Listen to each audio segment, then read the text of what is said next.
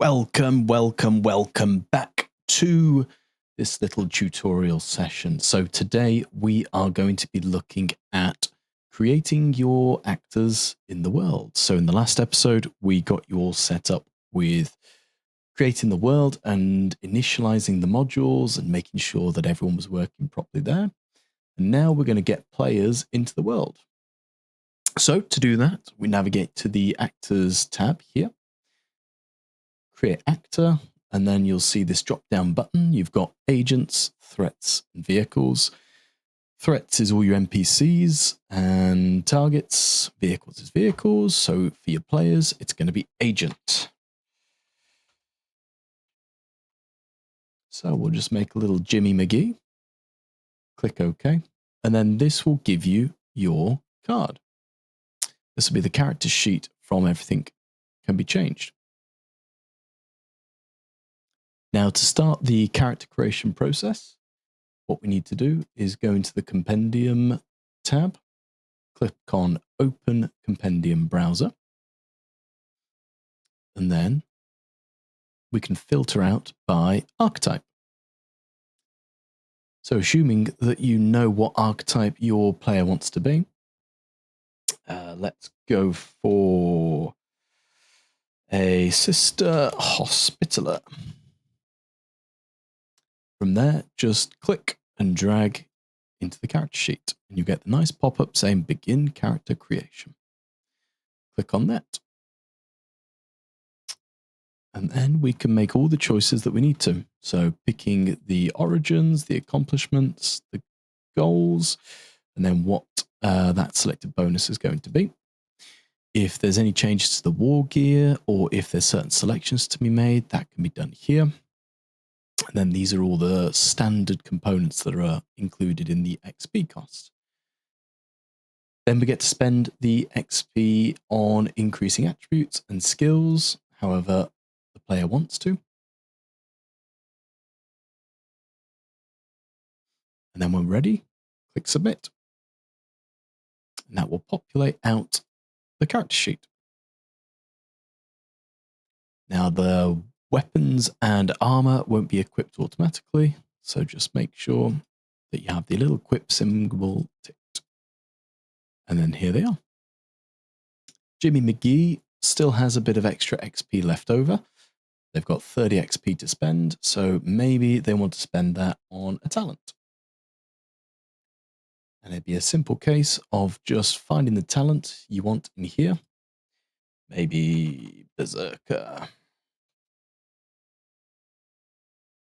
Click, drag across, and that'll automatically deduct from the total. Then in abilities, you'll find the Berserker ability. Now, a personal house rule that I like to use is giving new players, new characters, one free talent. And if you wanted to do that, you just right-click on the talent itself, click on Edit, head over to the Stats tab, and then in the Cost button, you can change that from 20 to 0 and close the window. And then that will give them a free talent. We'll quickly run through what the 6 tabs mean on the character sheets. The stats is obviously where your attributes and skills are going to hide, as well as your keywords. Combat shows you everything you need in combat, whether that's wounds, resilience, shock, firing the weapons. Ability will be the talents, the abilities, and any of the psychic powers that your players pick up. Effects is to just double check which effects are working, what has automation, what has a physical script on them, which you can see by right-clicking into the individual items themselves. So anything in here tends to have some sort of script behind it. Gear is all the things that the players have picked up, including influence and wealth. And then notes will include the level of tier, the rank, the archetype cost, your XP, and then information around the player themselves, their origins, rolling their objectives, and any notes that the players might want to take. So we have our player character, but what do we go from there? Now, if the player wants to roll any stats, any tests of any kind, then we need to navigate to the stats page. And then all of the black boxes here will allow us to roll their corresponding attributes or their corresponding skills. So let's say that Jimmy McGee is doing a Medicare test. We can click on Medicare. It gives us this little pop-up. Now, a lot of the Wrath and Glory system involves what we call dialogue modifiers. These are additional dice or additional penalties based on certain circumstances. So Medicare on an Imperium, if we click on that, we see that the dice pool jumps up. If we weren't doing any healing on someone of the Imperium, we wouldn't click that, and the Medicare stays the same. Same for Medicare on a dying character and an Imperium, we get that double bonus. You can make it public roll, private, blind, and you can also increase how many Wrath die are being rolled if the GM wishes to. If the GM wishes to add any Wrath dice. You can also change the DN, which is just highlighting it and changing it to whatever you want. But let's keep it at 4 for now, and we'll see what happens. Now, all the chat cards are going to show the rolls of the dice, so best to have that selected. Click on roll, and there we have it. Medicare test with glory. Very good. Now, for a Medicare test, it's often best to have as many shifts as possible. So let's take an example that Jimmy wants to spend a Wrath point and re-roll some of these unused dice. We go to the chat card, right-click on any area here on the dice, and then re-roll failed spending Wrath or Ruin. You can see it automatically subtracts the Wrath. Look at that, a much, much better roll for Jimmy McGee. 4 shifts possible. Now we can do things with those 4 shifts. We can select the exalted icons, right click on there, and then we have the ability to either shift or shift to glory. Obviously we can only shift 1 glory per test normally, so we can shift 1 to glory. And then 1, 2, 3. We can shift that for extra wounds. Now, weapon attacks work in quite a similar way to how we do our skill checks or attribute checks. So we'll just demonstrate that to you now. We're going to pull up a quick scene just so we can drop some bodies on there and do a little combat. So we'll drop Jimmy on there and we will grab, let's see, Claude Fiend. Okay.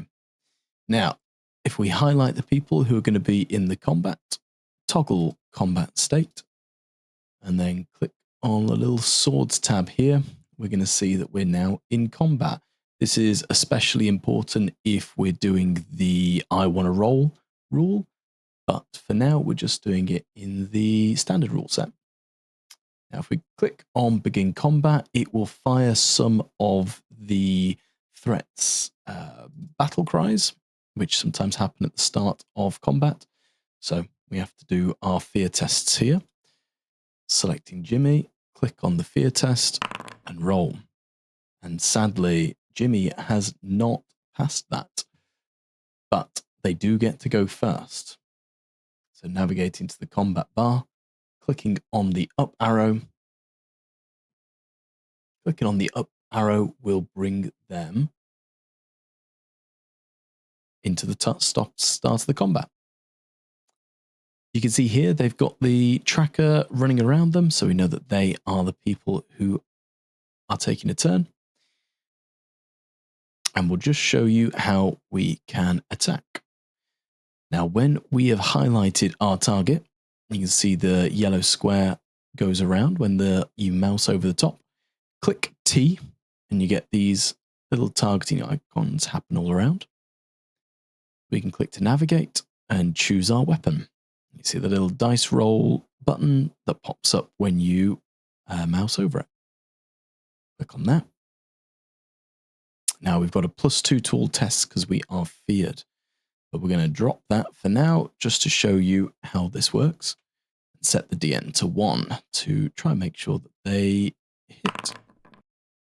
And they did a very good hit. So 8 successes on a DN1 with 3 chefs possible. Like before, we can click on our exalted icon, right click, and we can either shift for glory, shift, or shift for damage. If we shift for damage, that'll automatically increase the amount of ED in this next step. Roll for damage, and not a bad hit at all. Apply that damage, and we get the little pop-up box. This is where the person being attacked can either choose to use Ruin, or if they're a particularly special threat, they don't have to use Ruin. But this is where they can do Determination. Click roll there, and we can see they've rolled pretty well on their Determination, but they still take some wounds and some shock. And you can see that as you mouse over in the blue and in the green or red part at the top. And lastly, from the combat encounter point of view, once all of the players, all the actors, all the threats have gone through their turns and done all the things they need, you'll move them down into the completed section. And then to advance the round, head down to the bottom, click on next round. So there you have it. We've created our first character sheet. We've allocated some resources. We've got some talents pulled out of the compendium. We've rolled a test for Medicare, and we've also rolled in combat. I hope that was helpful for a few of you out there. Thank you very much.